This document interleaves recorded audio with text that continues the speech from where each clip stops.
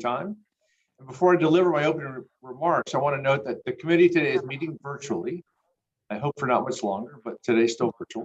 I want to announce a couple of reminders to the members about the conduct of this hearing. First, members will please keep their video feed on as long as they're present in the hearing. Members are responsible for their own microphones. Please also keep your microphones muted unless you are speaking. Finally, if members have documents they wish to submit for the record, please email them to the committee clerk, whose email address was circulated prior to the hearing. So good morning and welcome to today's hearing on accelerated deep space travel with space nuclear propulsion. I want to welcome our panel of impressive expert witnesses today. We're very excited that you accepted our invitation and thank you for being here.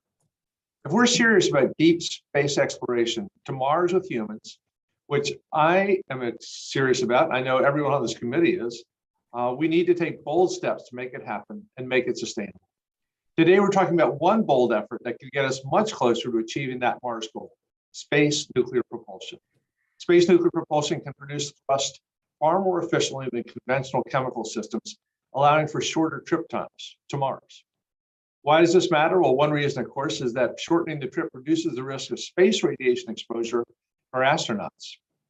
Another is that, depending on the technology used, space nuclear propulsion may enable more frequent trips to Mars than the typical 26-month intervals that rely on favorable Mars-Earth alignments. Reducing that 26-month interval increases mission flexibility to enable both cargo deliveries and human missions to Mars. However, building an operational space nuclear propulsion system is hard, and the technical challenges are many.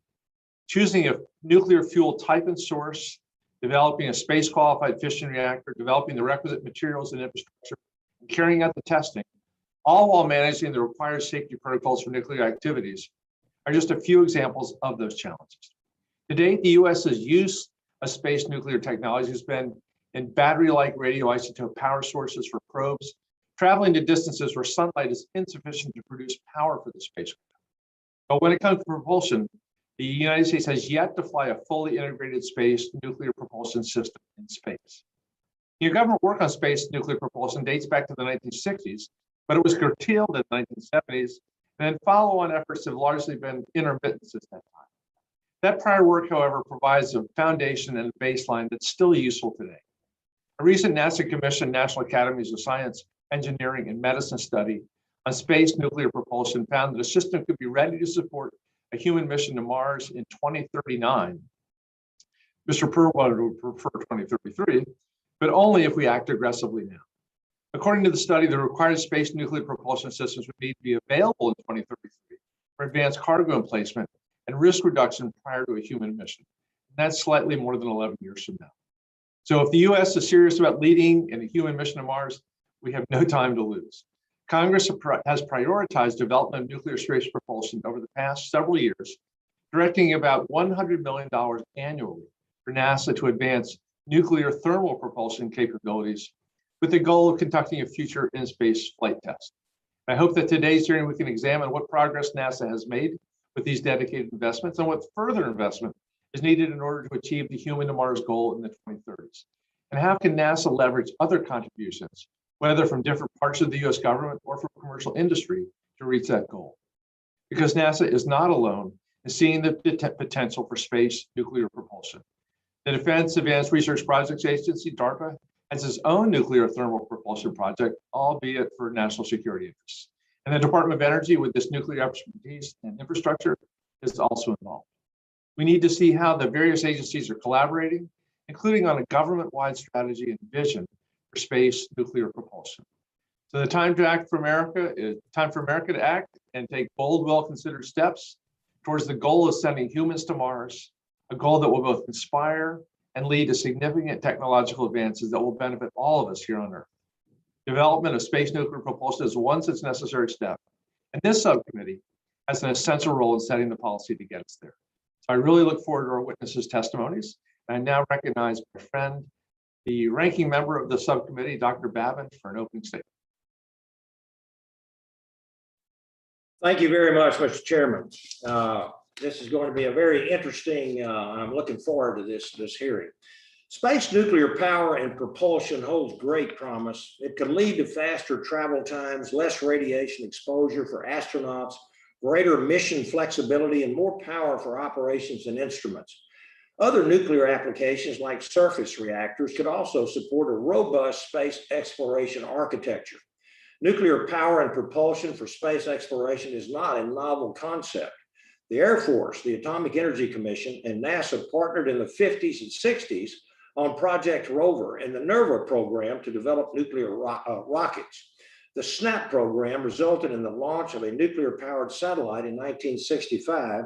The Russians flew Topaz reactors in the 80s and 90s, and NASA has incorporated radioisotope power systems into missions since the dawn of the space age. Support for new space nuclear projects have come and gone over the years as well. The space reactor prototype was canceled in the 90s. Nuclear projects associated with the Strategic Defense Initiative and Space Exploration Initiative faded with the overarching programs, and Project Prometheus was canceled due to budget constraints 15 years ago. If future programs are not crafted carefully with strategic forethought, they may fall victim to the very same fate. As the National Academies have pointed out in their report from earlier this year, recent apples to apples trade studies comparing NEP and NTP systems for a crewed mission to Mars in general and baseline mission in particular do not exist. The Academy also called on NASA to conduct an objective comparison of the two systems. Other decisions, such as whether HEU or HALEU should be used as the fuel, and whether Hall, MPD, or Vasmir should be used for NEP thrusters should also be studied further. Extensibility, or the ability of a system to be used for future missions and not be a dead-end technology, will also be very important for the future viability of nuclear space propulsion. Architectures developed for crewed missions, uncrewed mission, surface power, low Earth orbit operations, and missions to the moon, Mars, and beyond should all build upon each other and leverage previous investments. These space architecture trades should not only meet near-term goals, but also account for future exploration challenges. What might seem ideal in the near term may not be the very best solution in the long term. And when budgets get tight and funding gets prioritized, high risk, high reward technologies like space nuclear power and propulsion have often been left on the chopping block. Because of this reality, NASA should evaluate extensibility in future strategic decisions regarding space nuclear power and propulsion architectures.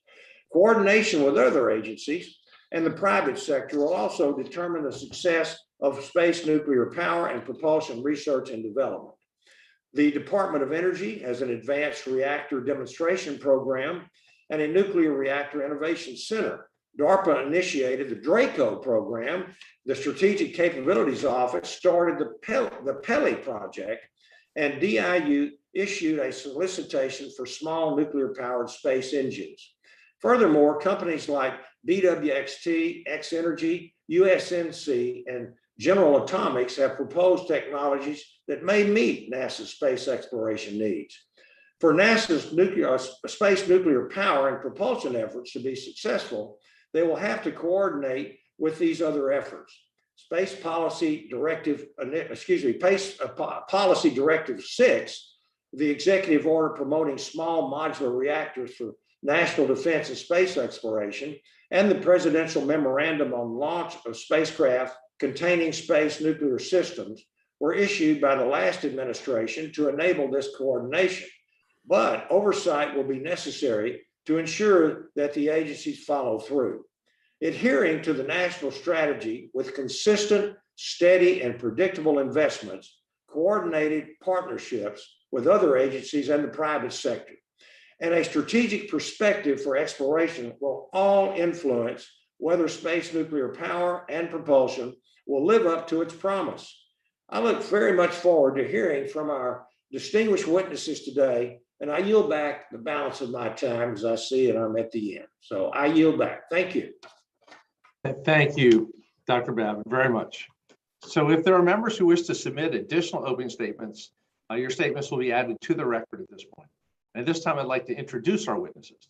Dr. Roger Myers is a senior aerospace consultant with more than 30 years of experience in space technology development, flight programs, and in-space mission architecture planning. He previously worked at Aerojet Rocketdyne and held positions at NASA's Glenn Research Center. Dr. Myers also served as co-chair of the National Academies of Science, Engineering, and Medicine's Committee on Space Nuclear Propulsion Technologies. He holds a PhD in mechanical and aerospace engineering from Princeton University. Dr. Bhavya Lal is senior advisor to the NASA Administrator for Budget and Finance.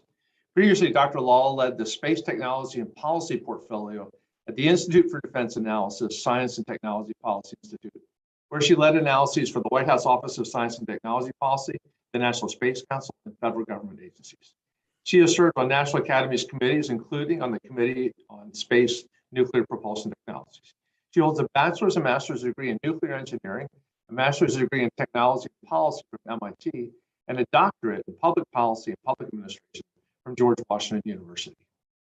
Mr. Greg Maholick is a senior project leader for civil systems technology at the Aerospace Corporation, a federally funded research and development center dedicated to the nation's space enterprise. Mr. Maholick is the technical coordinator for cross-agency projects associated with fission-based space nuclear propulsion and power. His portfolio includes launch vehicle concept development and advanced propulsion technology planning for future access to space. Mr. Maholick holds a bachelor's and master's degrees in aerospace engineering from Embry-Riddle Aeronautical University. Mr. Michael French is vice president for space systems at the Aerospace Industries Association. He previously served as the senior vice president for commercial space at Bryce Space and Technology and has held federal government positions, including as NASA's chief of staff. Prior to serving in government, he practiced law in the defense and aerospace sector.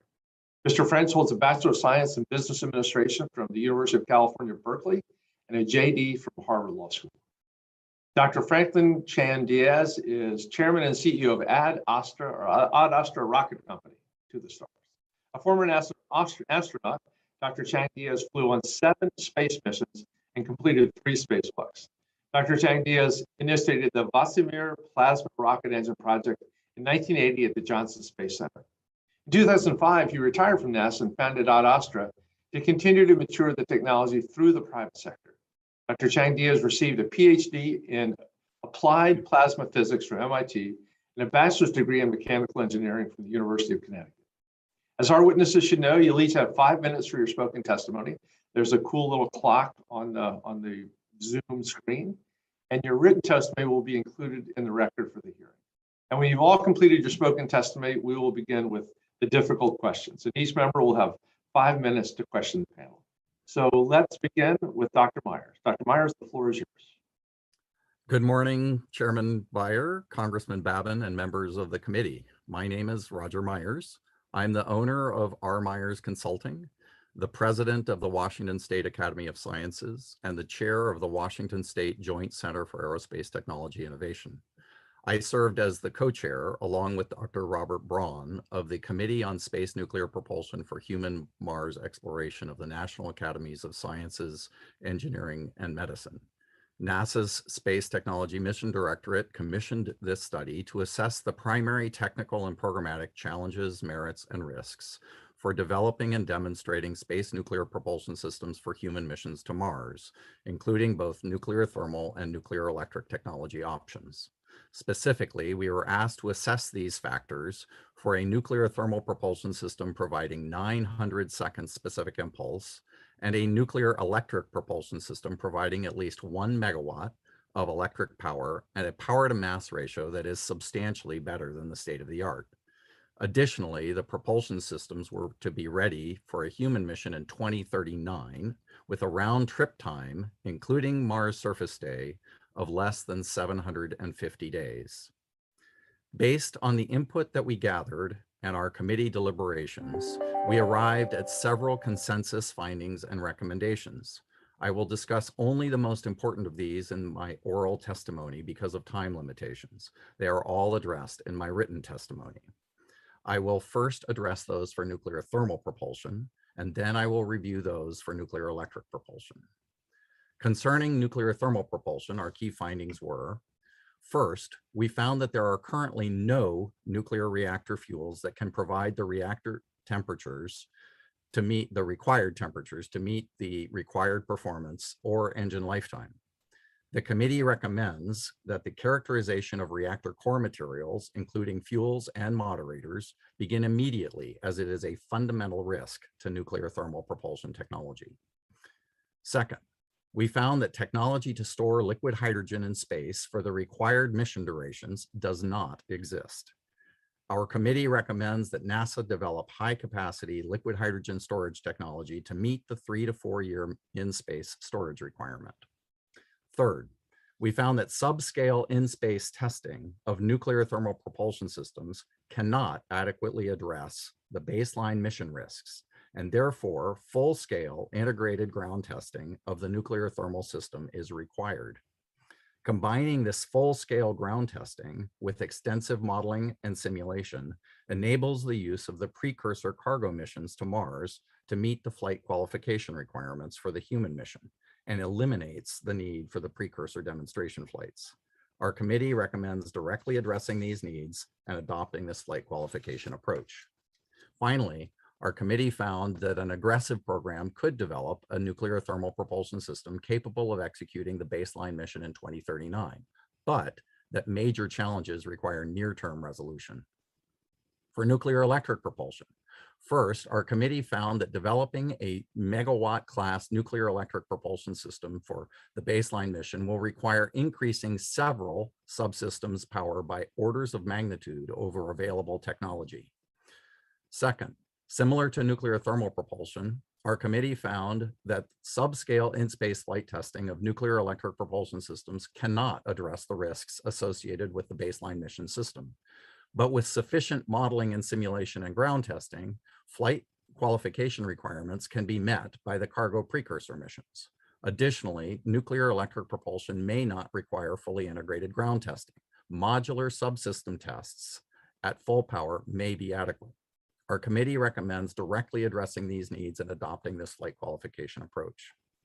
Finally, our committee found that due to low and intermittent investment over the past several decades, it is unclear if even an aggressive program would be able to develop a nuclear electric propulsion system capable of executing the baseline mission.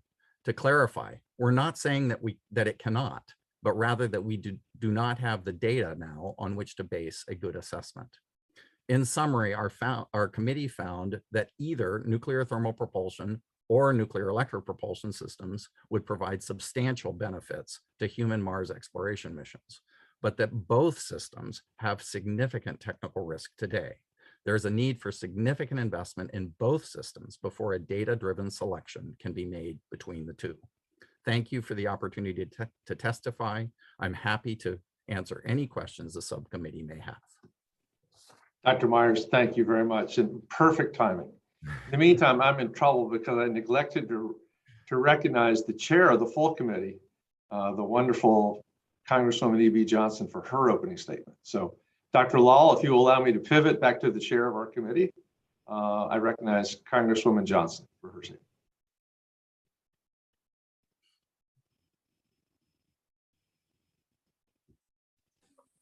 Thank you very much, Mr. Chairman. I really appreciate you holding this hearing. For decades, the space community has identified nuclear propulsion as a required and enabling technology for our human exploration goals. Even the best chemical propulsion capabilities of today mean long travel times to and from Mars and a long stay on the red planet for our astronaut crew. Space nuclear propulsion is a capability that can help address the safety of our astronauts by reducing their exposure to in-space radiation with shorter trips, reducing the length of time that the first crew stays on Mars, and would make the mission more feasible and likely to succeed. We've talked about this technology for a long time. It has been the subject of many studies by NASA, the Department of Defense, and the external advisory committees, including one led by retired Air Force Lieutenant General Tom Stafford in 1991. I want to know what we need to do to move from studies and talk to meaningful progress, whether it's R&D investment, developing safety standards, or building a STEM pipeline in nuclear expertise. I hope our expert witnesses can identify the necessary actions for advancing space nuclear propulsion and doing so safely. This capability will help our nation lead the inspiring and ambitious effort of sending humans to Mars. Further, it will keep the United States and our industry partners at the cutting edge of nuclear research, development, and applications. I look forward to the hearing from our expert witnesses this morning on the state of technology and what we need to do to move it forward. I thank you and yield back. Thank you, Chairwoman Johnson, very much. I now recognize Dr. Lal for your opening statement. Dr. Lal, you are muted at the moment.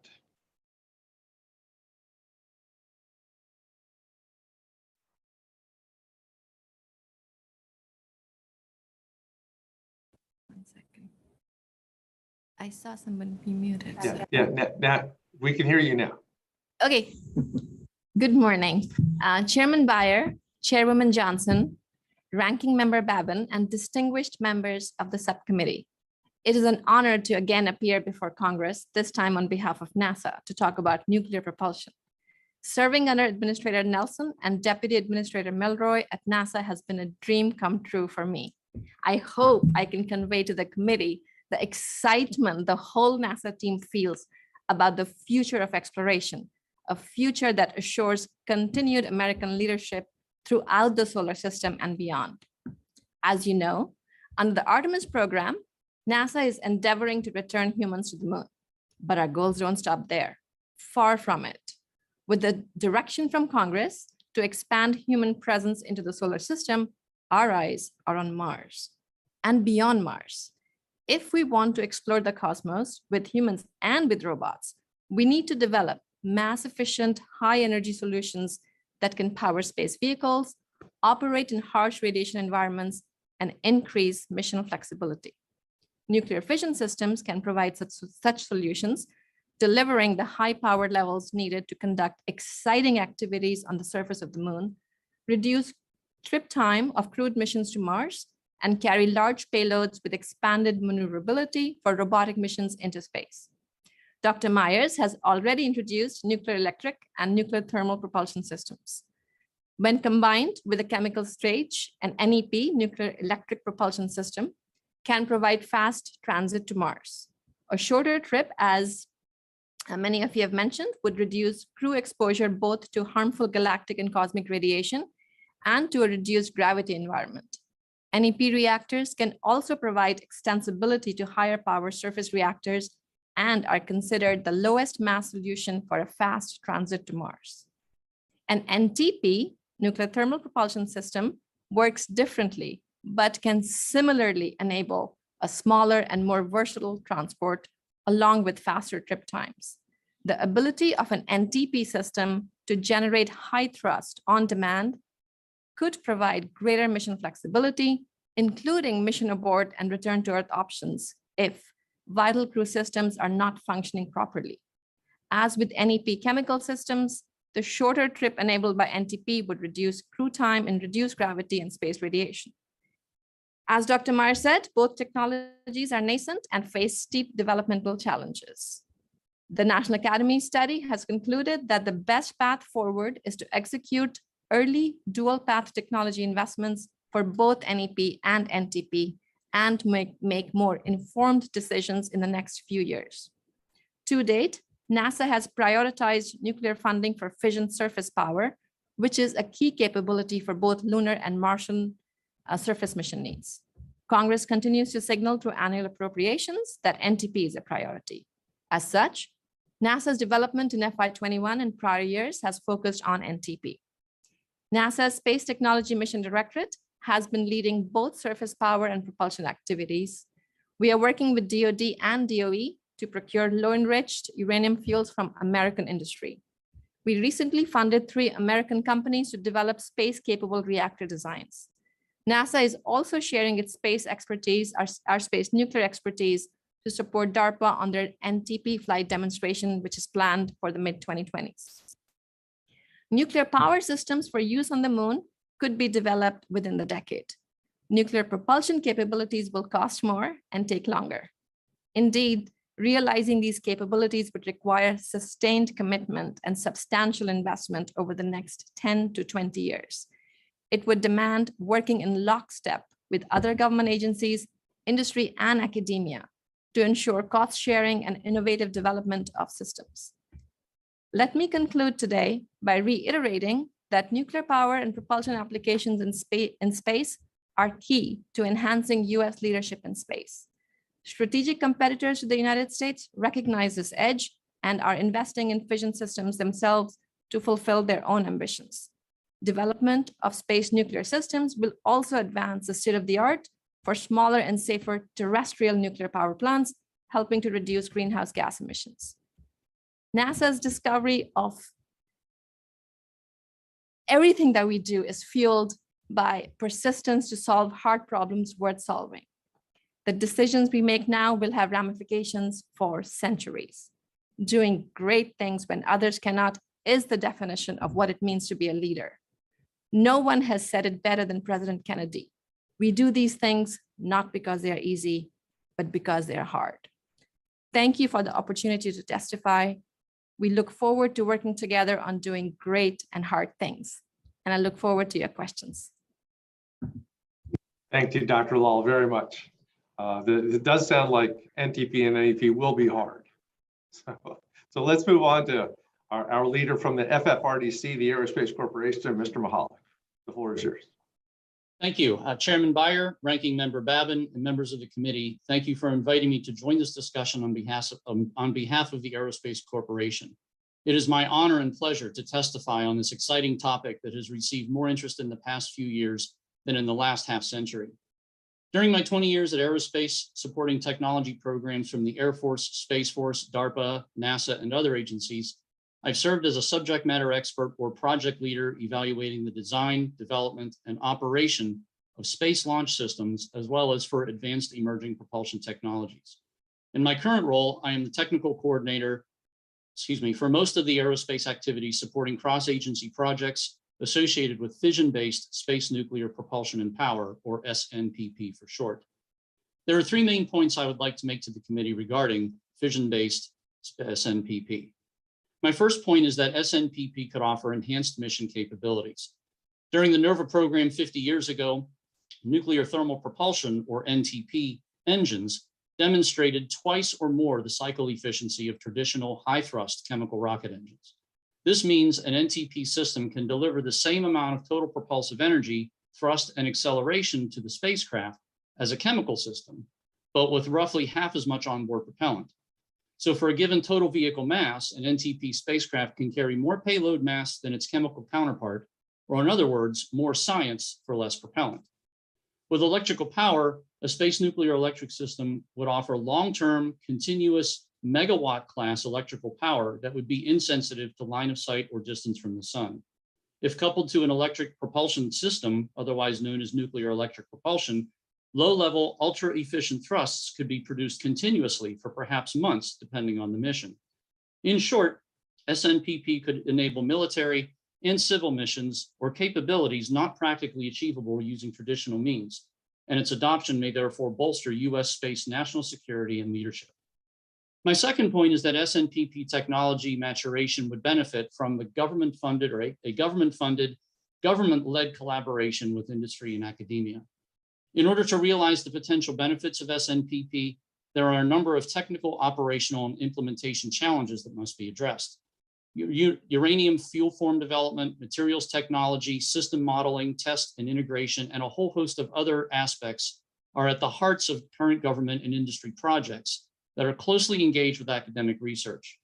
But due to the uncertainty for SNPP customers and missions, these projects are always concerned with funding, objectives, personnel, capability development, and a variety of other things. A series of multi-year government-funded, government-led efforts built upon SNPP maturation plans and dedicated to addressing these challenges would greatly benefit technology development and risk reduction to allow for timely implementation.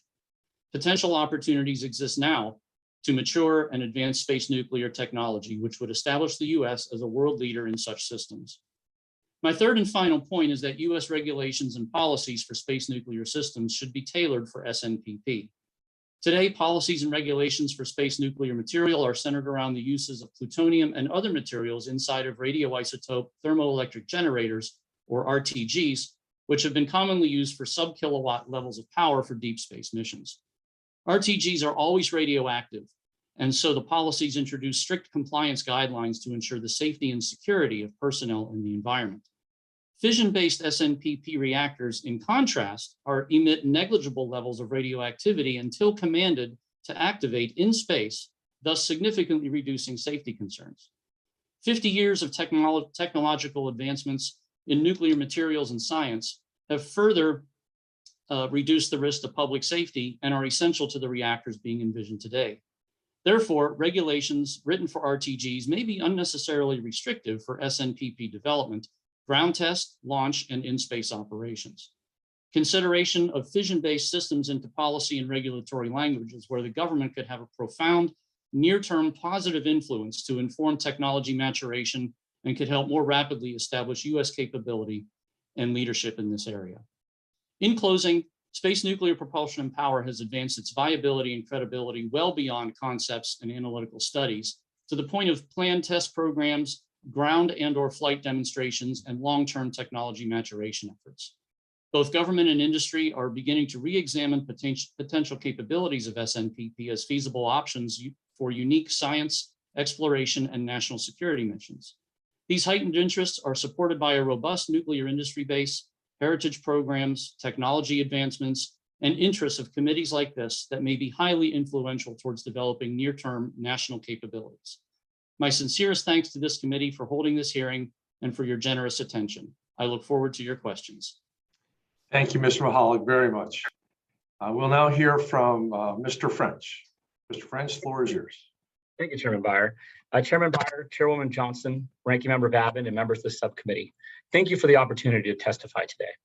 The Aerospace Industries Association represents the largest and most diverse coalition of aerospace companies in the United States.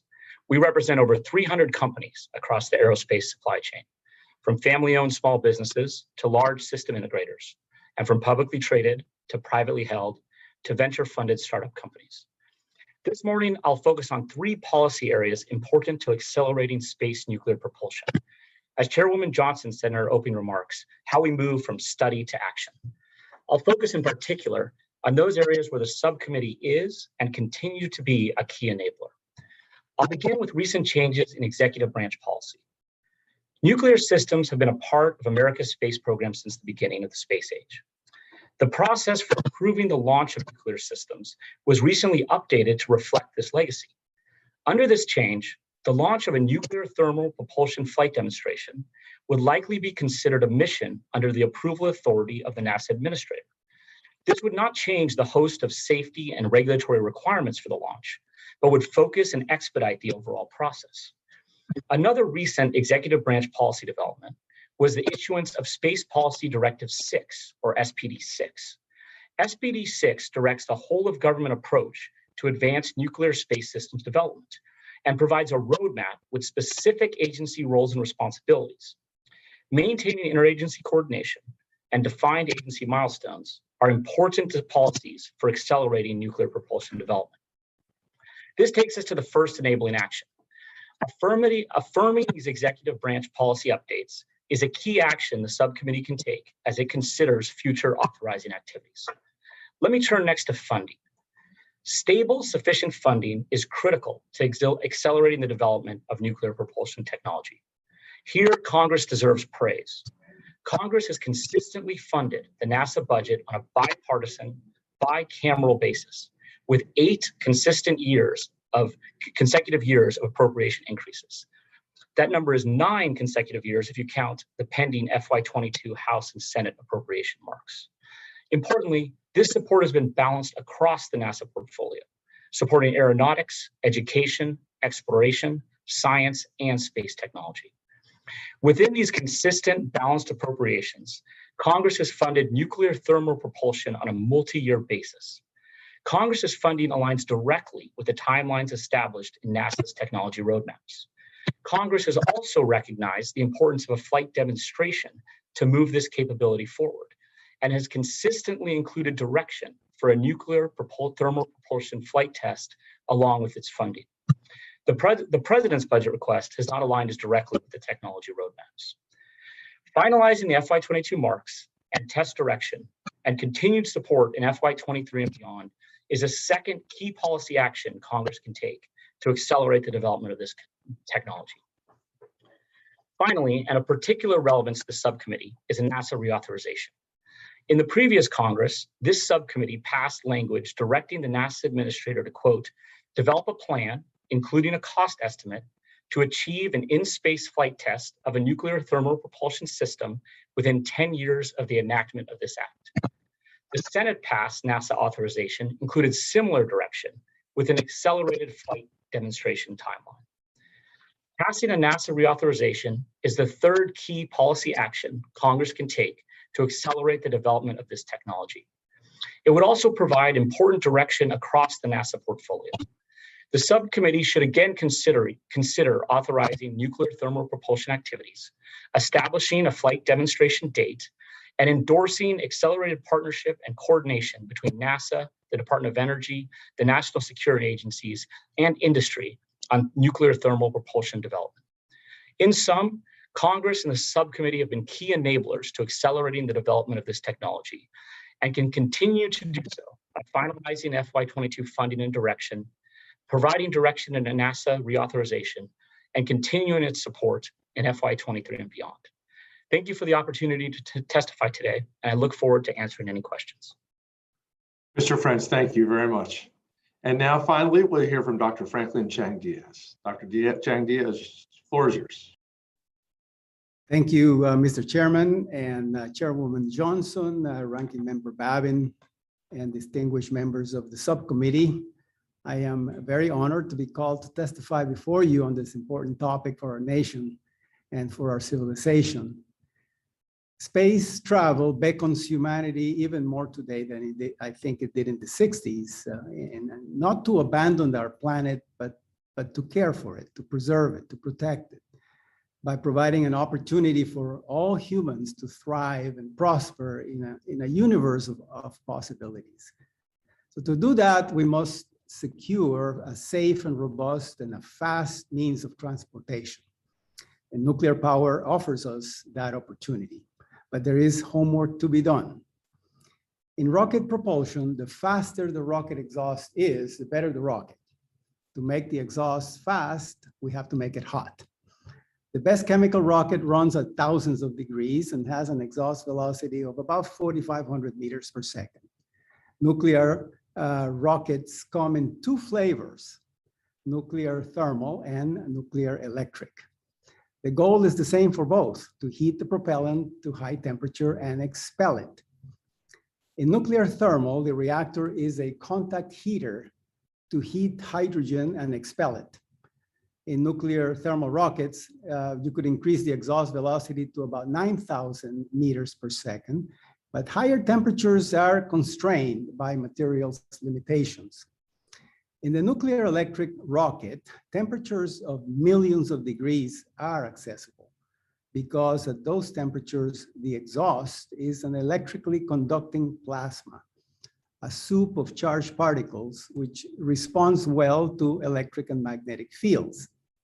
In the Vasmir engine, for example, we take advantage of that feature by using a magnetic field to hold and guide the plasma, keeping it away from any material surface as we heat it. The heating is done with electromagnetic waves, so nothing physical touches the plasma. In these devices, exhaust velocities of 30,000 to 50,000 meters per second are measured, an order of magnitude greater than chemical rockets, and higher velocities are technologically feasible. The nuclear reactor here is not a heater, but is an electrical power plant. And the big challenge is to develop powerful, compact, and efficient nuclear electric power source and an electric rocket capable of handling all that power. This is the homework. We must do it if we want to lead. The potential payoff is extraordinary. For example, with a power and propulsion package weighing about 3 to 4 kilograms per kilowatt and operating about 20 to 30 megawatts, human Mars transits of less than 3 months would be possible. Nuclear electric also extends the departure and return windows for Mars from days to weeks and provides a variety of in-flight abort options if they were needed. So in space, power is life. And with nuclear electric, the reactor also provides an abundant supply of electrical power for the ship. The nation has made investments in nuclear thermal. We need to invigorate the nuclear electric option as well. It is the right time. Our own Vasmir engine recently achieved a major milestone with an 88-hour high-power continuous endurance test last July, a project supported by private investors and NASA. Other high-power technologies are also poised for development. It is also the right time as nuclear electric draws on advances in fusion energy innovation, now also with private sector investment, and advances in power electronics for electric vehicles. To lead in space propulsion, we must invest in disruptive innovation. Mr. Chairman, members of the subcommittee, as our nation moves to explore deep space with humans, we must be able to travel fast to reduce the debilitating effects of space on the human body, to reduce the burden of consumables, life support, to be less constrained by the planetary alignments and tight launch windows, and to expand our capability to recover from unforeseen contingencies en route. In short, this is the problem punch list we need to solve to give our astronauts a fighting chance in deep space. The development of high-powered nuclear electric propulsion is critical to checking those boxes and to meeting our nation's goal in space. So thank you, and I'm happy to take your questions. Thank you, Dr. Chang Diaz. That concludes our presentations from our 5 expert witnesses. We'll begin the round of questions. I get to go first by virtue of the history right now. So Dr. Chang Diaz, this Vasmir engine that you worked on, so you have a PhD in plasma physics? That's correct. And it seems like you're using tokamak type ideas, electromagnetic fields to hold the high plasma in, very parallel to what they're doing in the fusion research here on Earth. You're right. When you talk about 30,000 to 50,000 meters per second, it is obviously much faster than the 9,000 meters per second that an NTP would give you. But is that still fast enough to get there in a reasonable amount of time? It is if you run the engine long enough. These electric rockets are low thrust but continuous thrust. So you are accelerating all the time. And so what you end up doing is you go halfway to Mars, and then you start turning around and decelerating so that you don't overshoot the planet. But yes, in the end, you go faster than with a nuclear thermal or even a chemical rocket. Thank you.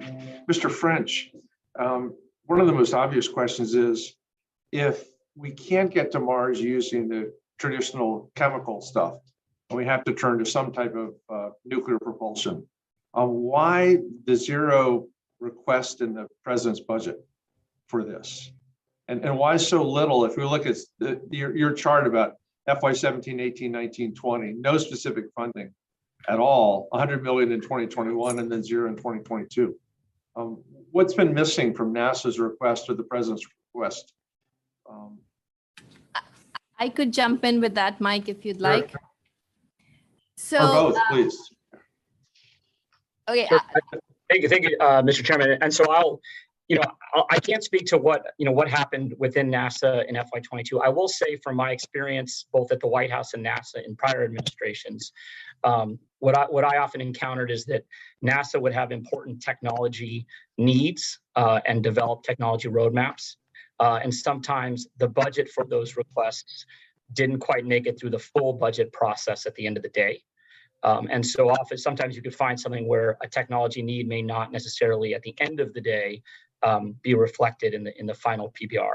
That's in general. I really have to turn to NASA to explain what occurred, in FY22.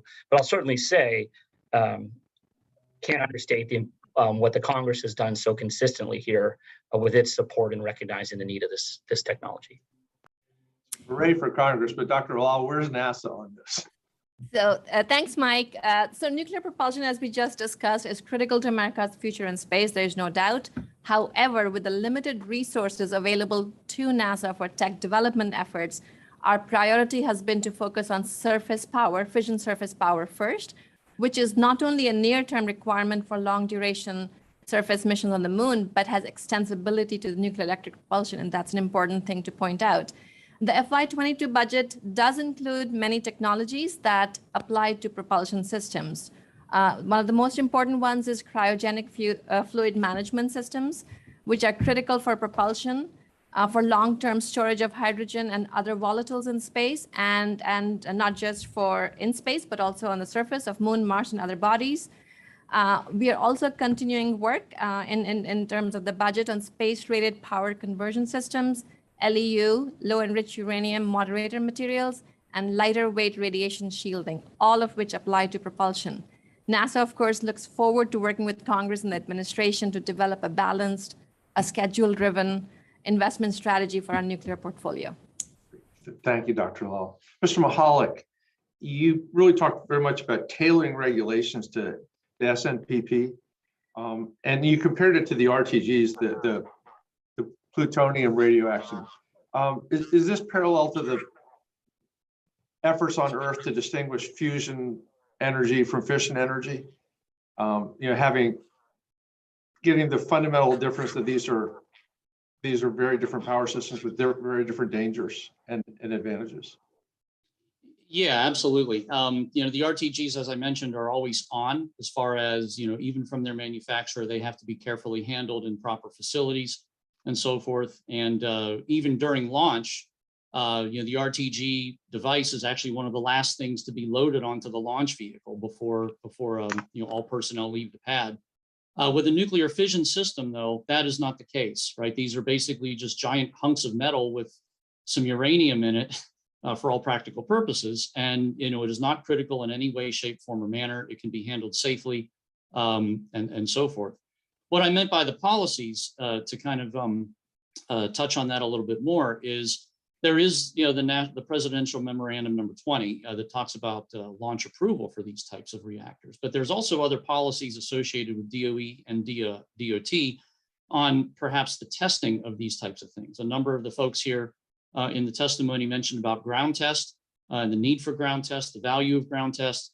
But there are really no current regulations that would allow that in such a way that would not be prohibitive or take years to try to overcome from environmental studies and things like that. So the point I was trying to make on that was to be able to streamline that process and really look at the safety aspects of these new types of reactors as opposed to 50 years ago, and determine if the policies and regulations in place that would govern ground test and operation may have to be tailored in some way. And granted, RTGs and that type of testing is a different realm, as if we were to try to test a nuclear thermal propulsion system in the open air like they did for NERVA. So, NASA right now has a dedicated task to look at ground test options, facilities, and so forth for one of their space nuclear propulsion projects, nuclear thermal propulsion centric right now. And those types of policies need to be looked at a little bit deeper. Thank you. Thank you very much for the question, sir. Yeah. Thank you, Mr. Maholick. And let me now recognize the ranking member of our Space Subcommittee, Dr. Babin of Texas. Okay. Thank you, Mr. Chairman. I appreciate it. Dr. Lal, in May, China became the only non-US country to successfully deploy a rover on the surface of Mars. And shortly afterwards, China announced that it intends to conduct crewed missions to Mars in 2033. The head of the China Academy of Launch Vehicle Technology indicated at the time that to shorten the travel time, spacecraft would have to tap energy released from nuclear reactions in the form of heat and electricity, in addition to traditional chemical propellants. What insight do we have, and please keep this as short and abbreviated as you possibly can.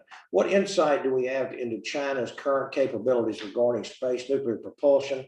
How much are they spending? Are their schedules realistic? Are they focusing on NEP or NTP? If they're focused on both, what technology is farther along? And could they develop and deploy space nuclear propulsion before we do? Thank you, Ranking Member Babin. Our strategic competitors, including China, are indeed aggressively investing in a wide range of space technologies, including nuclear power and propulsion, to fulfill their ambitions for sustained human lunar presence, as well as Martian and deep space science missions. So there's no question that there is investment at a level that we do not understand. Data is hard to come by, and I can take some of your specific questions for the record and come back to you.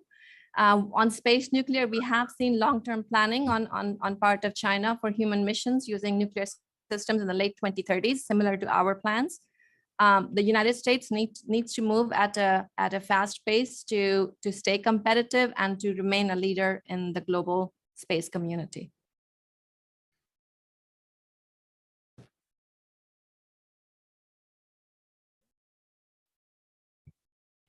Brian, you're muted yourself. Yeah. There we go. Thank you. I'm sorry. Extensibility, this is for Dr. Lau as well. Extensibility is the concept that technologies developed in the near term will be useful for the future exploration as well. Extensibility prevents the development of dead-end capabilities. Nuclear surface power will be required for crewed mission operations and missions on the moon. Surface power generation would presumably be extensible to nuclear electric propulsion development for a mission to Mars as well. NTP is already being developed by the Department of Defense to meet their needs, and Congress has appropriated hundreds of millions of dollars for NTP over several years. Referring to a mission to Mars, the Academy report stated, if NASA plans to apply nuclear electric propulsion or NEP technology to a 2039 launch of the baseline mission, NASA should immediately accelerate NEP technology development.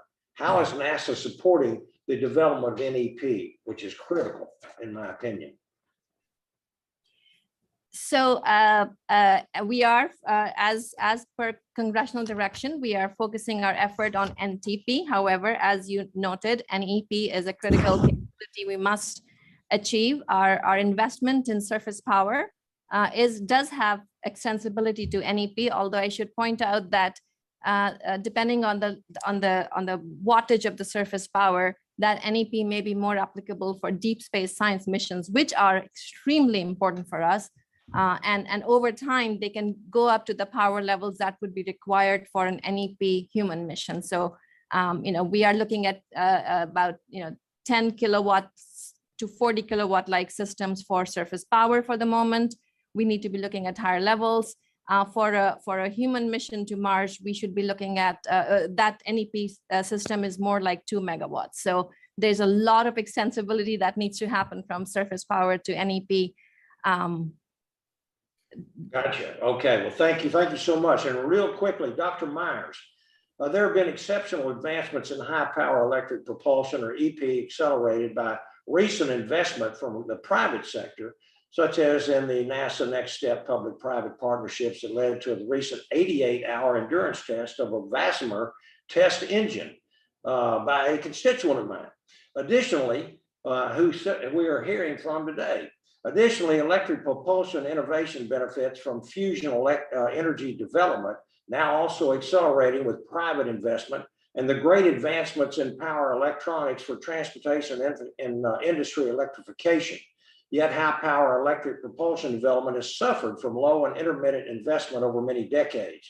The National Academy of Sciences panel recommended that the U.S. must accelerate a robust and sustained program to develop high power electric propulsion thrusters needed to maintain and advance our leadership in space propulsion. How should NASA prioritize investments in both incremental innovations, such as the Hall effect thruster, and disruptive innovations, such as the Vasmir engine? I think at this point, thank you for the question. And Yes, sir. at this point, our committee recommended a balanced approach focused on leveraging the capabilities of well-established technologies, while at the same time maintaining a portion of the investment in the breakthrough technologies. Having a balanced portfolio of technology investments is the best way to mitigate program risk. And at the same time, you really want to leverage, we found that you really want to leverage the capabilities, the established capabilities, and frankly, the engineering know-how and the deep understanding on the Hall thrusters and the MPD thrusters. For example, the lithium MPD thruster has actually fired for 500 hours at 500 kilowatts. So that's, we commend the progress. We were excited to read about the progress that Vasmir had demonstrated, that Franklin and his team have demonstrated excellent progress. And that certainly should continue. At this point, we do not have enough data to make a good decision between the different technologies for this very high power. Nobody has invested much money in the very high power systems. And we need a more sustained investment in those very high power systems. Thank you, Dr. Myers, and thank you, Dr. Babin. Thank you very much. I had another question, but I see that we're out of time, Mr. Chairman. Thank you. Thank you. Dr. Thank you. Babin, Yes, Dr. sir. Babin, may I interject for a second, sir? Sure. Building off of Dr. Myers' comments, and thank you for allowing this. I agree with his points 100%. I read the National Academy's report, and they identified also, as is well known, the number of critical subsystems associated with nuclear electric power, right? The electric power thruster, as was pointed out, is a technology that's decades old. All right, there's advancements that may need to accommodate these types of Mars missions. But these other subsystems, like the power generation system, the actual reactor, the cooling and the heat rejection, and all the other subsystems are absolutely critical in order to provide the power to those electric thrusters. And those actually just come into, as what I described in my testimony, is just the space nuclear power part. Those also need dedicated development programs that have yet to be realized in any great form, especially for the power and the durations expected for these highly ambitious Mars missions. Let's move on, because we have lots of people in the queue. All right. I really Hopefully want these to questions hear will what come. Dr. Chang Diaz had to say about it, but looks like. Well, and Brian, hang in. We can do a second round too. Okay. All right, thanks. So now let me recognize the chair of the full committee, Congresswoman Johnson. Well, thank you very much. Dr. Myers, in the National Academy's report, your panel found that NASA needs to accelerate its development programs in nuclear propulsion, whether nuclear thermal or nuclear electric, in order to meet the requirements for a Mars mission in the 2030s. Is achieving this capability primarily a question of adequate resources, or are there other factors?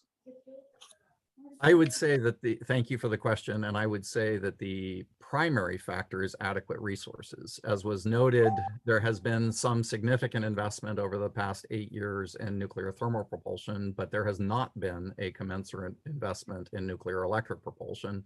And so we found that we do not have the information, the data which are needed in order to make informed decisions about all of those subsystems that Mr. Maholick just mentioned, for example. There are, however, some very fundamental questions about both nuclear thermal and nuclear electric. The risk associated with achieving the temperatures and lifetimes in the reactor fuels for nuclear thermal is a fundamental materials challenge that we think is quite likely solvable, which is why we came to the conclusion that it was possible to meet the time frame for the baseline mission. but we're not 100% sure. There's real technical risk there and some fundamental materials work that needs to happen on the reactor fuels for nuclear thermal. Nuclear electric is more of a scaling question. It does not have exactly the same kind, it has very different challenges, in fact. And so I would say it's primarily a resource question, but there are some fundamental materials, some fundamental science questions that need to be addressed immediately, as we say in the report, in order to really get to the point where we can be sure. Well, thank you. Now, the National Academy's report that you co-chaired, of course, noted challenges in the STEM education and workforce pipeline for advancing space nuclear propulsion. The report identified 3 key challenges: a lack of gender and ethnic diversity, competition for talent, and export control and classification regulations. How do these challenges affect the space nuclear propulsion sector, and what needs to happen to address these challenges? Thank you for that. That's an excellent question, and it's one of that's very relevant in today's society. I would say that the resources need to be put on these technologies in order to attract the students and set up the pipeline that is needed to get the students excited and interested. And we need the programs at the universities, and then we need the programs even further down to get people excited about all the different aspects of space exploration and space nuclear propulsion. We got to fill that pipeline with smart kids who are excited, and a diverse population of kids. And we can't do that without resources. So we really need a balanced portfolio of work to support a broad engagement of students across the nation. I hope that answered your question. I apologize if I missed part of it. Yeah, it's a challenge. Thank you, Mr. Chairman. I yield back. Thank you, Madam Chair, very much. Now I recognize the Congressman from Cape Canaveral, Mr. Posey. Thank you, Chairman Byer, for holding this hearing on space nuclear propulsion for enabling deep space exploration. Mr. French, in your written testimony, you mentioned policy improvements have already taken place for launching nuclear payloads with the National Security Presidential Memorandum 20 in 2019. Why was the National Security Presidential Memorandum 20 so important? Thank you, sir. What it did is it updated a policy that had essentially been unchanged since the late 1970s. And in that time, we've certainly had quite a bit of experience launching nuclear space systems.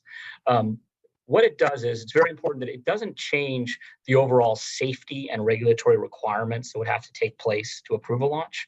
But what it does is it shifts the final approval for certain launches, including likely what would be a nuclear thermal propulsion launch, from being led by a presidential approval to one by the NASA administrator. Now, again, it doesn't change the safety and overall regulatory requirements, but what that would do is, if in NASA mission, it would allow more focus in driving the process and ensuring that all the gates were met in a timely fashion. And so that's the primary positive thing there. Okay, Could I add to that response? Sure. I would just like to add to that everything Mike said was absolutely accurate, but I think one big innovation in the presidential memorandum was that the analyses are based on the characteristics of the system, the levels of the potential hazard, and national security considerations, and all of those are made quantitative. So the process that existed before since the 1970s was very open to interpretation and a lot of discussion, and it was just very expensive because there was no sort of level of safety to which you were trying to aim for. With this update, there are quantified risks that we aim to address, and that's a good thing all around. That makes safety better, it makes costs lower, and it increases the speed at which we can achieve our objectives. Thank you. Mr. French, how would that policy change be an important enabler for thermal propulsion systems that will be needed for deep space? Yes, sir. So under the as Dr. Law talked about, there's 3 different tiers under the new policy. And as the policy is designed, a flight demonstration of nuclear thermal propulsion system would fall likely under tier 2, which would gain the benefits that Dr. Law just discussed. Okay. And is there anything Congress could do to expand upon the memorandum to keep America the preeminent leader? Yes, sir. I'd say that on the policy side, affirming these positive improvements through authorization activity would be very important, as well as affirming the nuclear the language that the subcommittee considered last Congress would be a very positive step. Yeah, thank you. Mr. Maholick, whenever a launch includes a payload with a nuclear reactor, there's a huge process to safeguard threats to life and the environment. In your written testimony, you stated fission-based SMPP, space nuclear propulsion and power systems, are manufactured and launched in the off state that would dramatically reduce any threats to the environment or life. Can you give us an example of how that might protect lives, let's say on the Space Coast, for example? Sure. Thank you for the question. Yeah. So as I mentioned in my earlier words here, RTGs are always hot, given that that's the nature of plutonium, right? It's always radiating. There always has to be shielding and so forth. And if there was a launch accident, that material inside of that reactor would still remain in that active state, and would fall down into the oceans and onto the land, depending on where the accident occurs, and potentially have to get analysis and assessed for what kind of damage would be produced. With a uranium-based nuclear fission system, the uranium is actually not fissioning. It is very, very negligibly radioactive at the time during manufacture, during the fuel formation, during its insertion into the reactor. And it basically is a giant chunk of metal that weighs several tons, not unlike a normal spacecraft.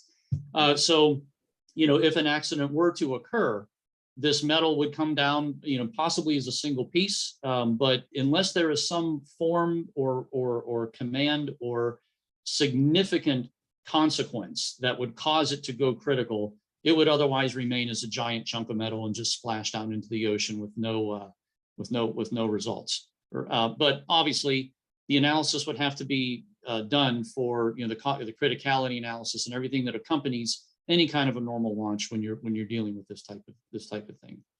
So that would still continue. Thank you, Mr. Chairman. I yield. Thank you, Mr. Posey, very much. Now recognize the Congressman from Mars, Mr. Perlmutter. Thank you, Mr. Chairman. I appreciate that. Just a couple thoughts. The good news and bad news for us in Congress is we have one of the top nuclear physicists in the country on this panel, Dr. Bill Foster. So the good news is he can interpret all of the things you all are talking about, nuclear fission and nuclear fusion and plasma containment and all that stuff. The bad news is we have to listen to that all the time too. So what I want to talk about is every one of you has addressed the need for stable and sufficient resources. And that's really what Congress must and can. That's our responsibility as the board of directors here sending out a mission.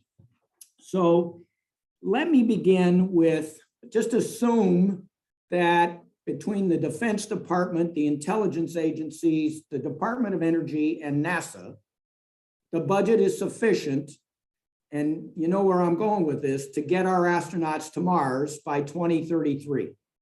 Dr. Myers, your report is pretty sobering, quite frankly, for an exuberant guy like me, and maybe I'm being unrealistic. But are there any fundamental scientific limitations to us being able to get to Mars by 2033 if you had sufficient resources? I mean, does it just take that much time to do the kinds of research and testing that's necessary?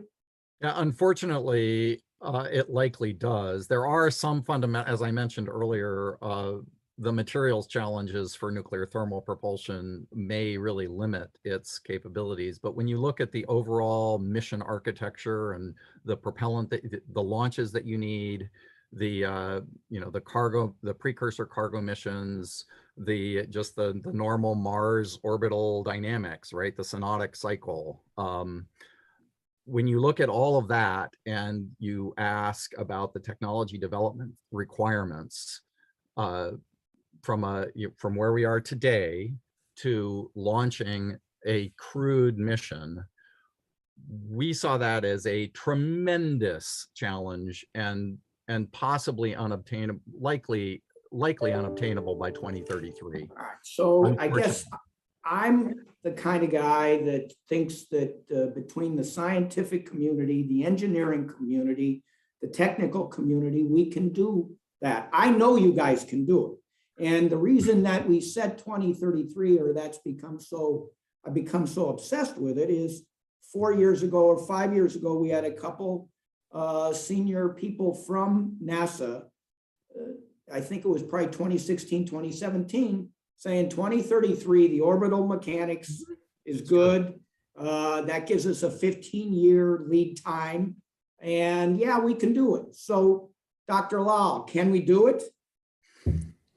So I agreed with everything Dr. Myers said, but I would like to add some other things to it. So deep space transport is just one piece of getting to Mars. There's also the entry, descent, and landing, which is very, very difficult, and we have not invested much in it at all. We've landed small rovers and landers, which is not at all like human landers, right? So that's a second piece.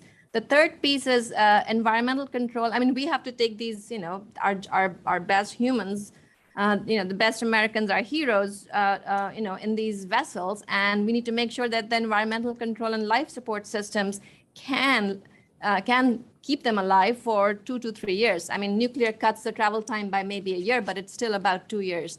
And the last but not least piece is radiation protection. So, there's huge amounts of galactic and cosmic radiation the astronauts would be exposed to, and we need to understand the impact of the radiation on the human body.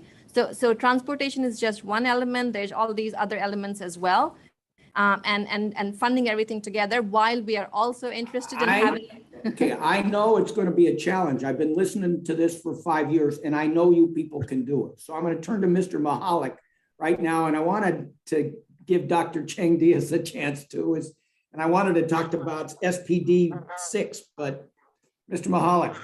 Yes, I also wanted to thank you very much for the question. As far as resources go, there's also the resources of launch acquisition and launch vehicles to get to orbit to put these types of things together.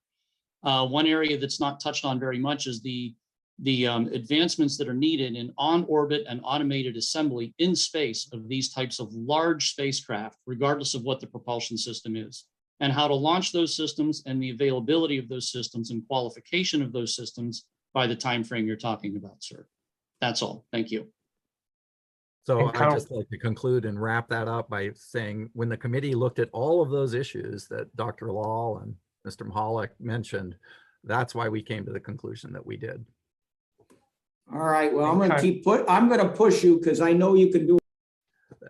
Excellent. We look forward to having the resources to do our best. And Congressman Perlmutter, unless the committee overrules me, we're going to try to do a second round too. So hang in there.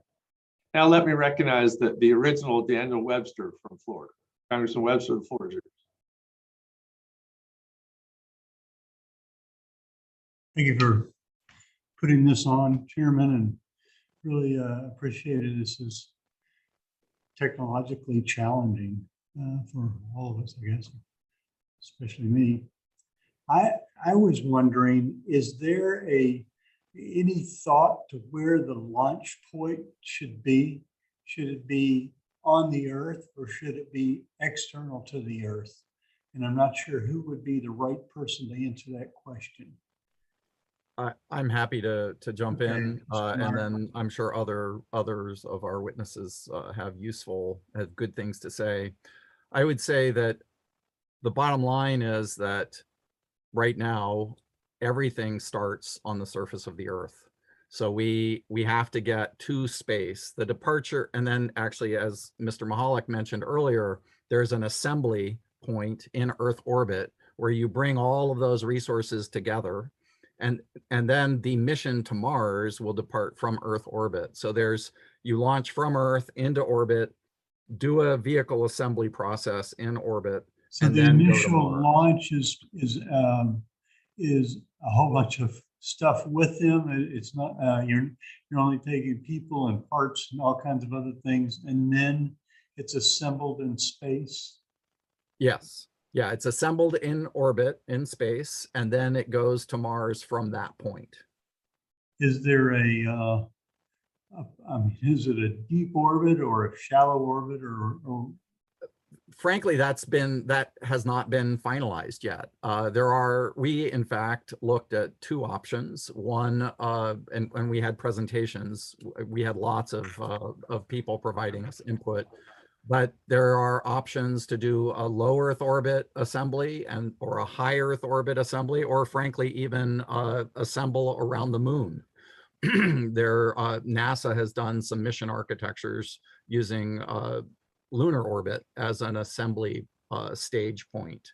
So we've looked at all of those, or the community has looked at all of those options. And one of the findings of our committee was that we really need an apples to apples comparison of these different mission what we call mission architecture options, different ways of performing these missions in order to finalize one. So does that affect the timing? We were talking about particular years we're looking at or whatever. Does that change the timing or the of the actual distance after you get into space? Does that really matter? It can change the amount of time that the astronauts are in space, but it doesn't change it dramatically, because the moon is bound to the Earth, and so fundamentally the orbits are guided by the Earth's orbit and Mars's orbit, for example. So it can affect it somewhat, but it does not affect it fundamentally. Is there any change, like if you're doing it in space, does that change the type of energy used to propel the ship to Mars? No, it doesn't, because again, fundamentally you have to go from an Earth orbit, wherever you assemble in Earth orbit, be it even a lunar orbit, the moon orbits around the Earth, and so fundamentally it does not. It can have effects on it definitely does impact it some, but not dramatically. And other panelists, feel free to jump Yeah, in. I guess I would just add to that, if I might. The space station, low Earth orbit, is about 400 kilometers. Moon is 400,000 kilometers. Mars is 400 million kilometers. So being, in Earth orbit versus moon orbit really doesn't change a whole lot. And it's about the same time, regardless of where the assembly happens. Thank you, Bob.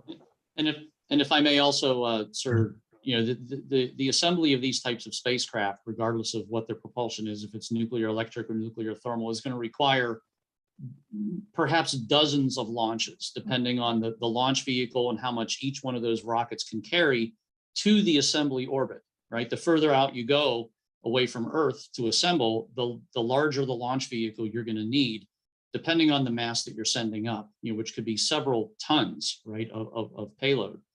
So being able to do that, acquire the launch vehicles, get all the launch approvals, and send these things to the right orbits is critical. And I know the time is coming up. Is there any way to start now doing that? We really need to make some other decisions about technology approach. I think we need to make some fundamental progress on the technologies before we start the mission itself.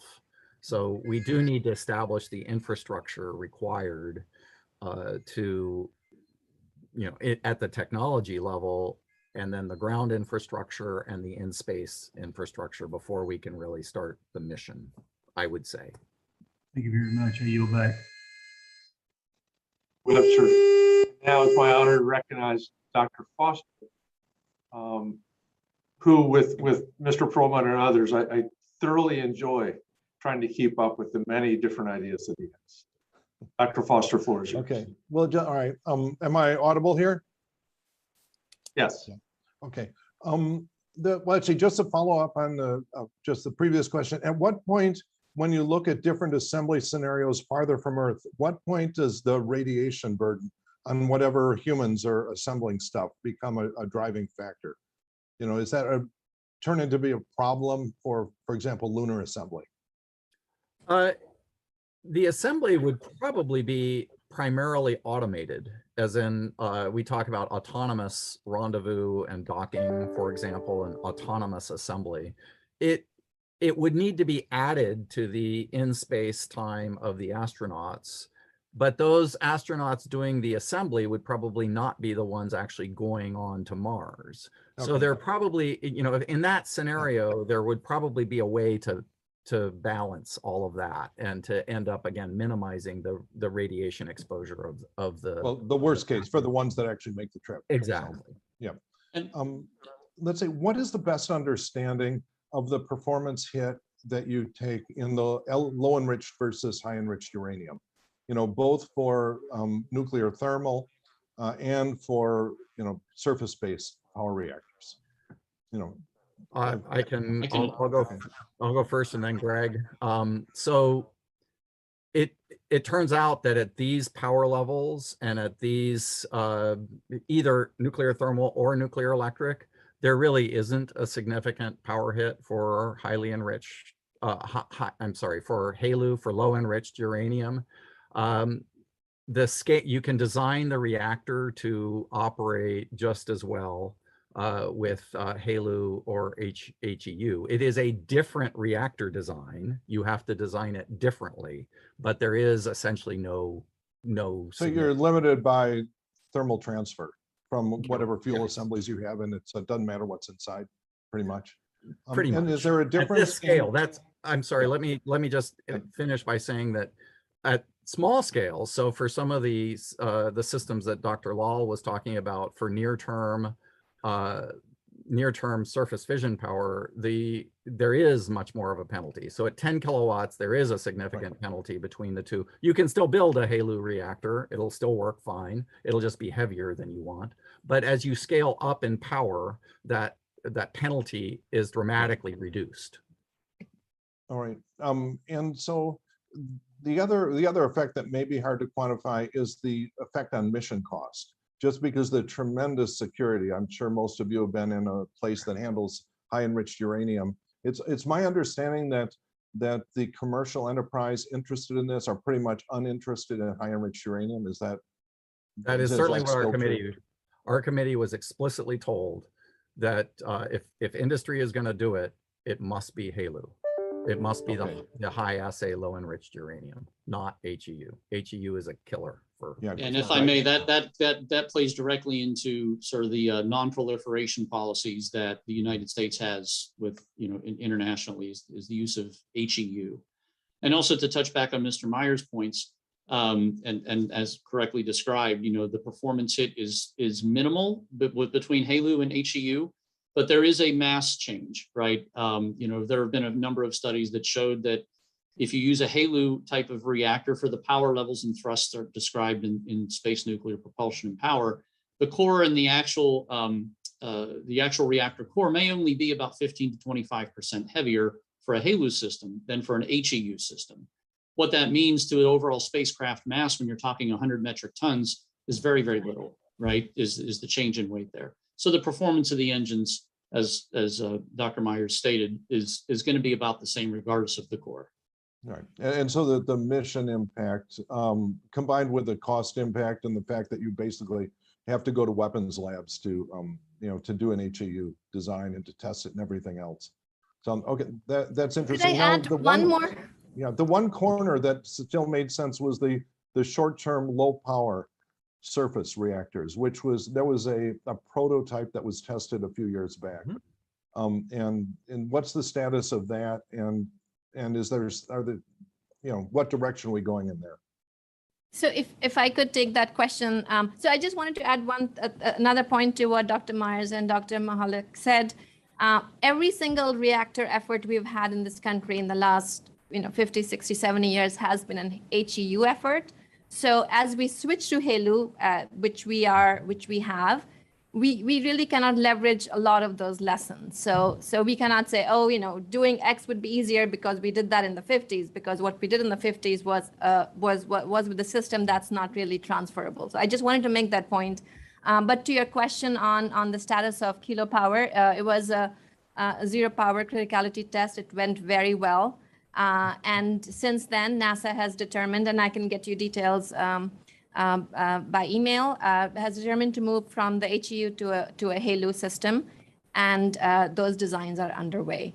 NASA is currently looking at releasing an RFP, a solicitation for power reactor systems the end of this year, and it would be asking for a HALU design for surface power on the moon. Thank you. All right, my time is up, but it looks like there's no reason to reconsider and look back on that decision at this point. Good. Okay, thank you. I yield back. Thank you, Dr. Foster. Now recognize the Congresswoman from California, Representative Kim. Thank you very much, Chair.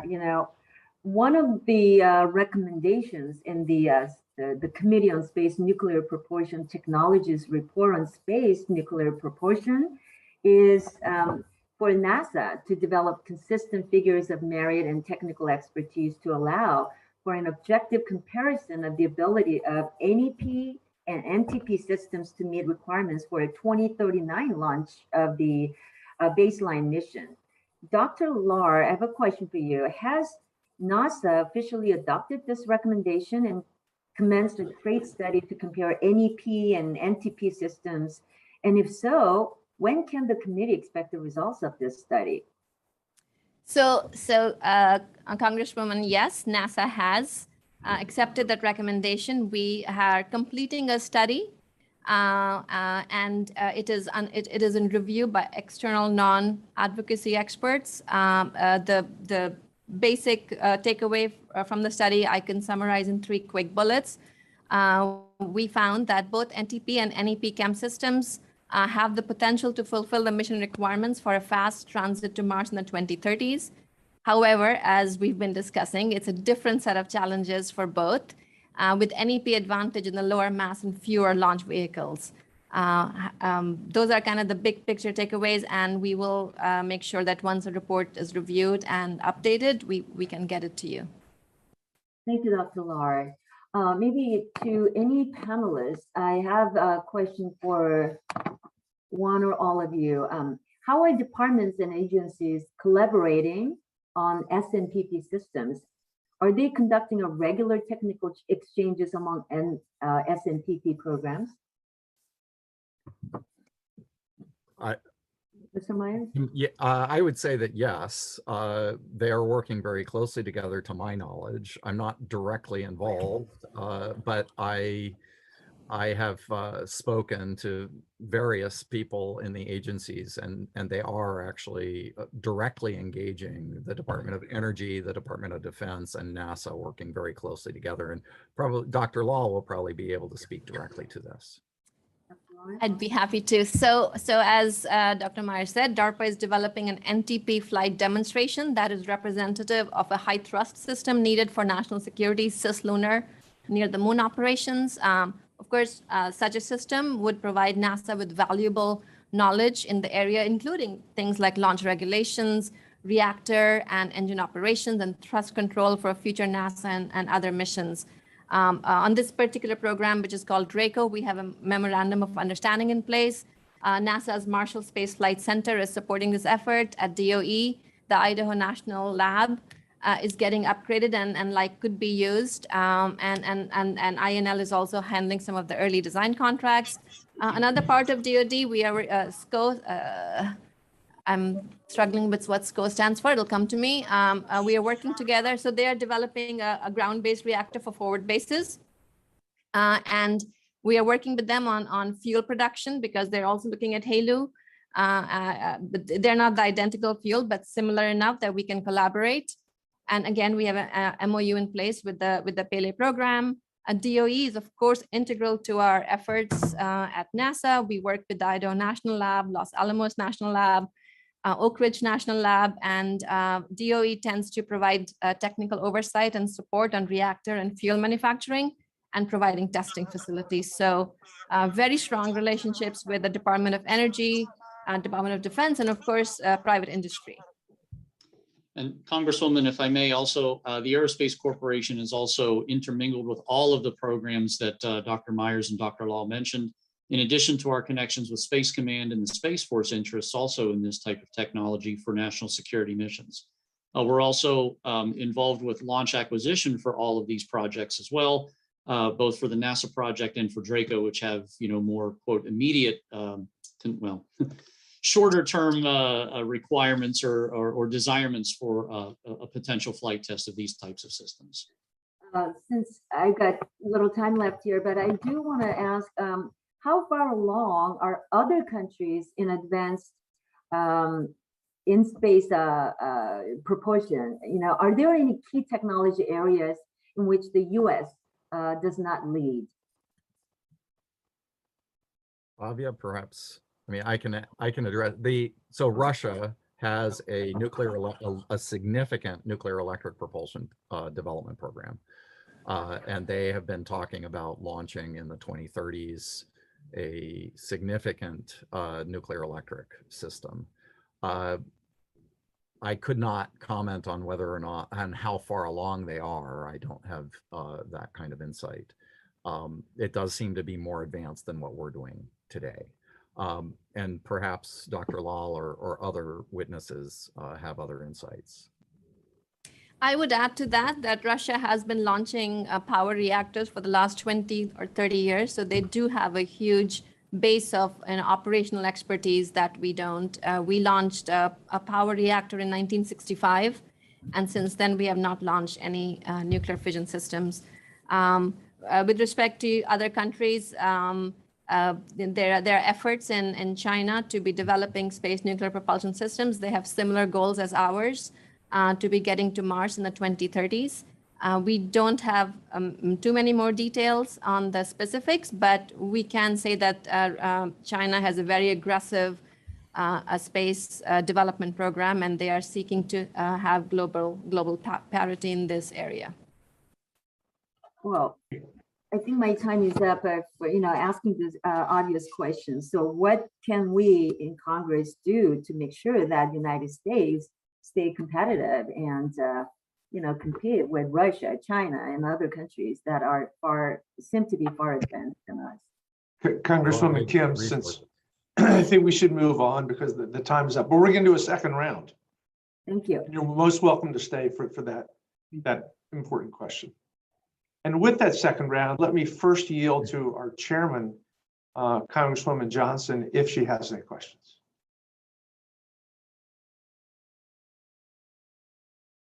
Thank you very much. No, I do not have any questions at this time. Great. Thank you, Madam Chair. So let me begin with the second round, to be followed by Ranking Member Babin. First, for Dr. Chiang Diaz, it seems fairly clear through this last hour plus that without nuclear propulsion, it's going to be very difficult to get to Mars and back, and to manage the cargo and to run the stuff that's on the planet itself. Is this actually true? Can we think about Mars just using the traditional chemical propulsion systems?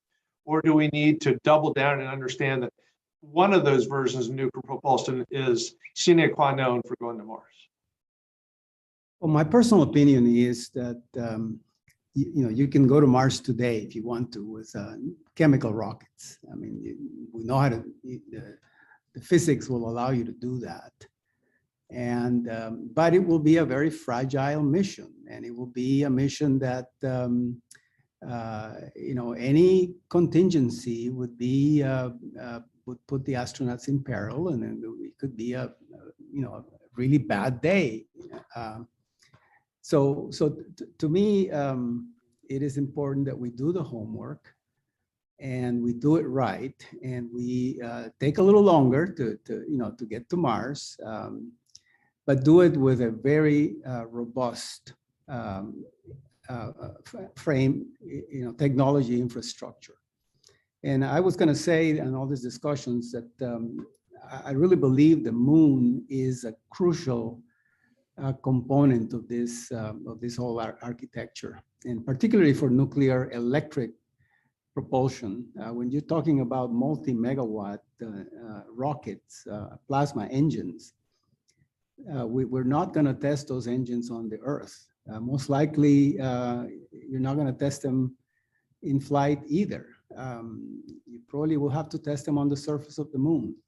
And we may have to set up a facility on the moon to fire these engines for the full duration of their burn, which would be months, and verify that in fact they do work and they're reliable. So Dr. Chang Diaz, that's a perfect pivot to my question for Dr. Myers, because I thought one of the biggest things I took out of your testimony was the need to be thinking about testing these engines on Earth, full scale, rather than trying to test them in space. Can you expand on that?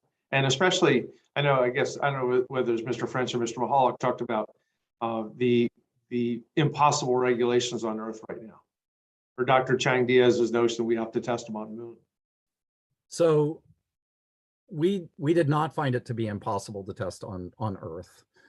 And I personally have spent months thinking about this and doing the analyses with colleagues. I've led teams that have done these evaluations. It is a challenge, yes, but we're talking about human missions to Mars, which will be humanity's greatest endeavor. And so we're talking about an enormous project. Building the ground test facilities, NASA has done studies. I've contributed to, other panelists have contributed to looking at nuclear thermal propulsion ground tests. And it is feasible to do. It's not cheap, but it is feasible to do. And our committee did not find a way to avoid that kind of testing on the ground in order to demonstrate the reliability. Similarly, with nuclear electric propulsion, we found that it was feasible, it is feasible to test certainly the lithium MPD thrusters. It's one of their benefits because they have condensable propellant. And so in fact, right now, there is an existing facility at the Jet Propulsion Laboratory, which can be used to test a 2 megawatt nuclear electric rocket, plasma rocket, the lithium MPD thruster. Similarly, others at NASA Glenn, there's a space power facility that is in Northern Ohio. That facility can be upgraded, can likely be upgraded to test the Hall thrusters. And potentially, Vasmir, depending on the scale and the modularity that is proposed for these different systems. One of the questions that we need to answer, one of the technical questions we need to answer is how do we, for nuclear electric propulsion, what is the level of modularity that is feasible? And how do we have to test a multi-megawatt engine, or do we put multiple 500 kilowatt engines? And then we can test the 500 kilowatt engines and do a different kind of test for the integration, for example. And so the committee had these debates and got lots of input from the community, again, the government, academia, and industry. And our consensus was that it is feasible. It's not cheap. I didn't say it was cheap, but it is quite feasible. And in some cases with existing facilities to do the ground testing required for the nuclear electric rocket. I think Mr. Maholick mentioned he made some excellent points about, remember the other subsystems, the reactor, the power conversion system, the radiator, the power management and distribution system. All of those systems have to be tested.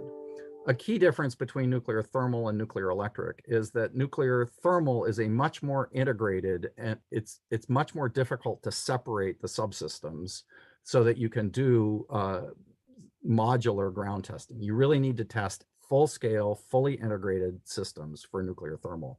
That was our committee consensus. Whereas nuclear electric, you could break it up into modular pieces. And as long as the interfaces are very well defined and controlled, we found that we could likely, in fact, we were sure you can design test facilities on the ground. Thank you, I hope Dr. that answers Myers. it. Let's move back to our ranking member who the last time he spoke was delving that exact question. So Exactly. Congressman Babbitt. Yes, sir. Thank you very much. Mr. Chairman, if I may, I'd like to thank all the witnesses today, but I'd also like to give just a moment of special recognition to Dr. Franklin Chang Diaz, because I believe the work that Dr. Diaz and his team at Ad Astra are accomplishing on their Vasmir engine will revolutionize space travel and transform the trajectory of our space industry. And so I want to thank you again. And just back to my question that our chairman just mentioned on the state of thruster technology, I know that there's been some significant success, as I just mentioned, in the since the Academy report came out. And I'd like to give Dr. Franklin Chang Diaz a little bit of time to find out and hear what his thoughts on this is. And so if I will just let you give us a few of your thoughts here, and whatever time you need to take up to my remaining time. Thank you, Dr. Babin. Okay. Thank you very much for your comments. We are very happy with the results that we've obtained. The key on the work that we've been doing is to integrate, to build the entire package and test the entire rocket engine in the vacuum environment. Many of these electric thrusters that are being tested are tested in sort of some parts of the thruster are inside the vacuum, other pieces are outside, and they are not quite ready to be vacuum compatible. And so we have endeavored to package it all and to deliver a TRL5, so a technology readiness level 5 package that will have all the characteristics of something that you could actually fly. And that is something that we're very proud of and has been accomplished thanks to private investment and also NASA support. So this combination of effort from the space agency together with funding from the private sector is changing the chemistry of things, changing the paradigm. Going back to the moon is going to be also a commercial activity. There's going to be a lot of traffic to the moon. And I think that we need to start thinking of the moon as a place of real interesting work, like what we're doing today with the International Space Station that, began as a very, collection of tests, projects, and experiments, now is becoming a more commercial activity. And to do that, we need to have an infrastructure of high power electric thrusters that can service that transportation path between low Earth orbit and the moon. So I'm trying to think of the entire architecture as we move further and further into the future, and not just about an isolated mission to Mars. I don't want to get us in the same, sort of pitfall of the Apollo program, where we just went and landed on the moon, and then a whole half a century passed and we didn't do any more because the race to the moon had been won.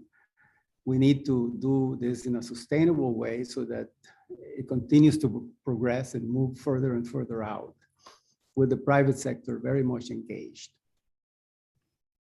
Okay, thank you so very much. And I also want to say congratulations on being selected one of Goldman Sachs 100 most intriguing entrepreneurs of 2021 as well. Well, thank you. Dr. Franklin Chang Diaz, good man. I've got a little bit of time left here, so I'd like to direct a question to Mr. French, if I could. Highly enriched uranium, HEU, raises proliferation concerns and restricts the number of private sector organizations that could contribute to developments. Recent proposals have favored high assay, low enriched uranium, or HALEU, to address these concerns. But according to the Academy report, technical feasibility, performance, safety, fuel availability, costs, and schedule considerations do not favor HEU or HALEU. Should NASA conduct a comprehensive assessment of the relative merits and challenges associated with HEU and HALEU? And should that assessment consider how such a decision impacts U.S. industry? Mr. French, if you don't mind. Yeah, thank you, sir. I'll defer to some other panelists here on some of the technical aspects of that, but I will say that NASA's activities already are on looking at lower enriched uranium options, and that is what industry is responding to and working on. That also aligns very well with the new launch framework and the testing regimes that increase feasibility. So industry is very much focused on a lower enriched uranium framework. And that is what our government partners are looking at and what the partnerships NASA is engaged in. And then maybe I'll hand it off to some of my other panelists on some of the technical aspects there. I would just say that I agree exactly with what Mr. French said. Since the Academy report and even during the Academy report, NASA was reaching the conclusion that high assay, low enriched uranium was fine. It worked fine. It met the performance requirements. And so NASA has, and as you know, industry also has focused on high assay, low enriched uranium. And as we discussed, as Dr. Lal, I think, discussed, that helps with the proliferation concerns and the launch regulation concerns as well. So Absolutely. Thank you. I think we may be beyond that question. You bet. Well, my time has expired, Mr. Chairman, so I will yield back. Thank you. Yeah, thank you, Dr. Babin. Thanks for hanging in there. Let me now recognize again our one nuclear physicist, Dr. Foster. I'm actually a high energy particle physicist, so I don't have my neutron absorption cross sections memorized the way you all do. But let's say a couple of things. Well, first I want to point out that the advanced reactor designs that are being pursued on the commercial front are almost uniformly highly enriched, low assay uranium. And so I think there's a lot of commonality there that everyone will benefit from. And so now I'd like to change the subject completely. And it's my considered belief that this is going to work. That there is a good, very efficient solution for the high specific impulse but low thrust, design corner that you need to go from one low Earth orbit to other planets. All right. I am less sanguine about progress that we're making on getting into low Earth orbit. And there are all kinds of ideas out there. And so if I could, with some of my time remaining, maybe starting with Dr. Chang Diaz, if Congress was to put some money into some of these high risk, high payoff methods for getting stuff into low Earth orbit and without just using the same chemical fuels that Wernher von Braun came to 60 years ago, and then where should we put our money? Well, I really think that the chemical rocket is a pretty good way to get things into low Earth orbit, and it's hard to beat, particularly LOX and hydrogen, which are non-polluting, and it's pretty nice technology has been developed. But what I think needs to happen is that low Earth orbit is really a staging ground. It really needs to be a staging ground. And what we need to put money into is the infrastructure to get stuff from low Earth orbit to points beyond. And that is most likely going to start with solar, high power solar electric engines, which will then migrate into nuclear electric engines for deeper path into space. But the solar electric option is also a good one for the vicinity of the moon and the Earth. And our company envisions essentially a system of electric tugs, trucks, to deliver all the cargo that needs to be delivered, to build that sort of railroad that will be able to support operations on the moon, on the surface, and also in what we consider to be the lunar shipyard, which is where we think the ship to Mars will be built. But it's a whole infrastructure buildup that needs to be created. And I think the government has a strong role to play here with the private sector.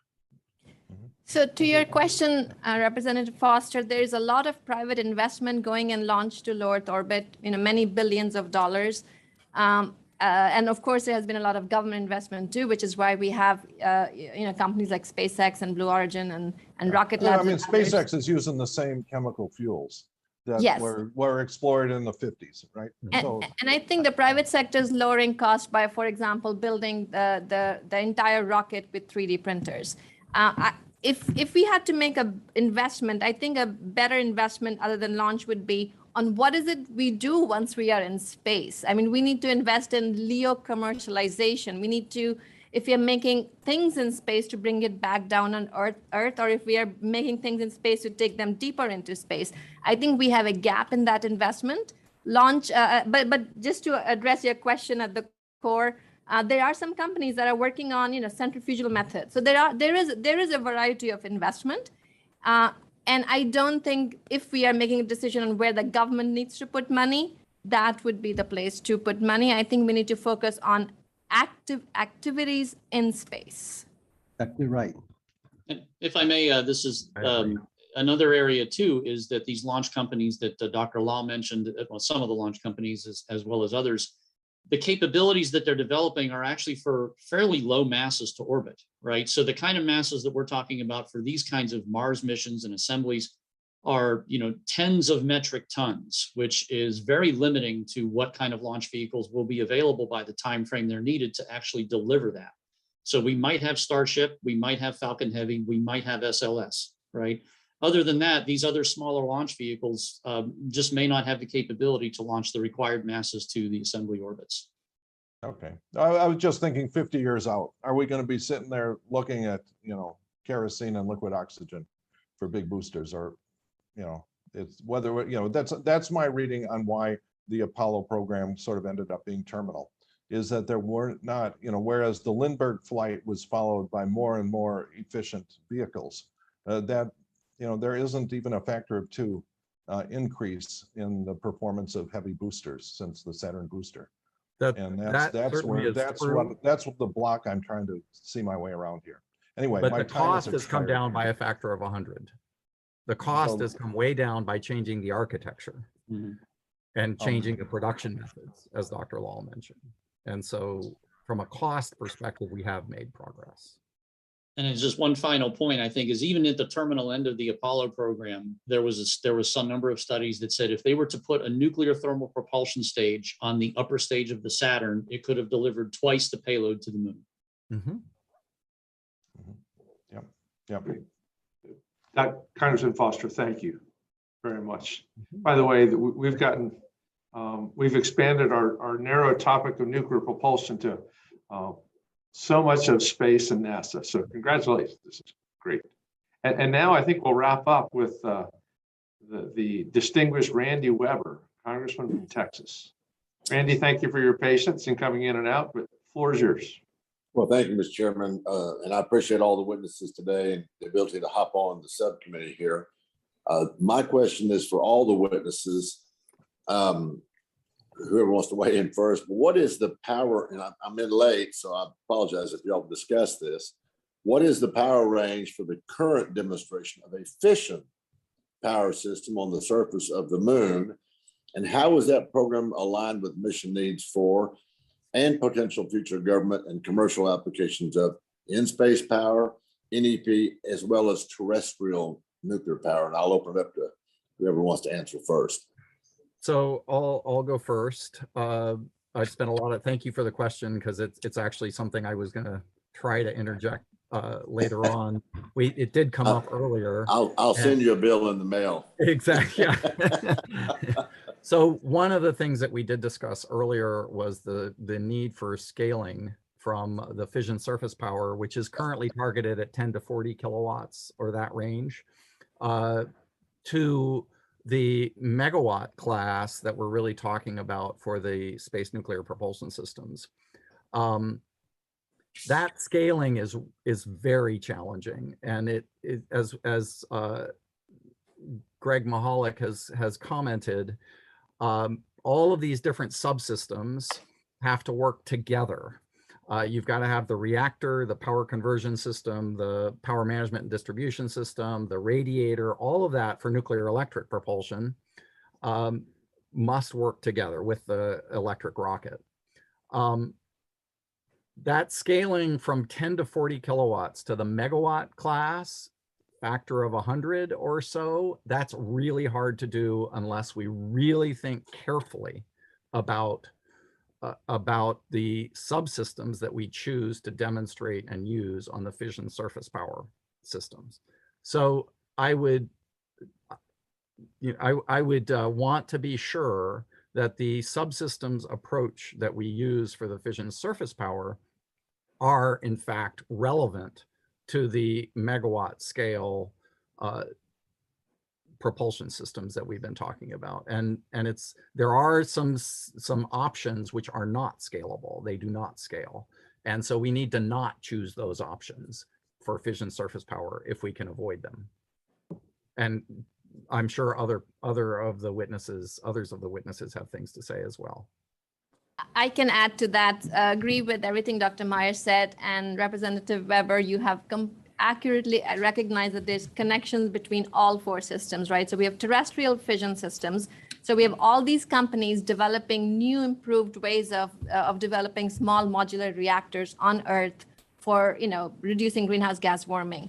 There are, we're talking about a fission reactor for Mars, for Moon and Mars, which is in the, the consideration is in the 10 to 40 kilowatt range. But if you want to be doing industrial scale ISRU, extraction of volatiles or water on either the Moon or Mars, you need to have much higher levels of power. So, you're going to the megawatt range. So at some point we would need to go from, tens of kilowatts to thousands of kilowatts.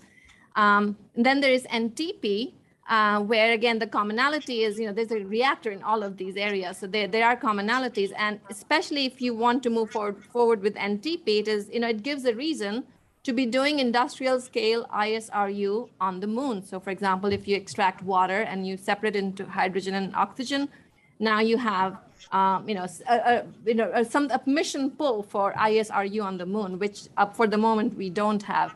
And of course, I wanted to make sure that cryogenic fluid management, which is an area where NASA has a lot of investment, it's kind of critical to all of our space applications, right? And then, of course, NEP, as Roger mentioned, it has extensibility from surface power for the moment for science missions, because, if you're looking at 10 to 40 kilowatts, it's not a human rated or human scale NEP system, but it's outstanding for doing science in the solar system, going to Neptune, going to Pluto, and instead of just doing these flybys where we don't collect a whole lot of data, we can go into orbit, right? We can collect more data. So they're all connected, and we really do need to keep this whole of enterprise approach as we think through our nuclear enterprise. And just in the final closing seconds, I want to thank Dr. Myers for referring back to my comments as well, and for you, Congressman Weber.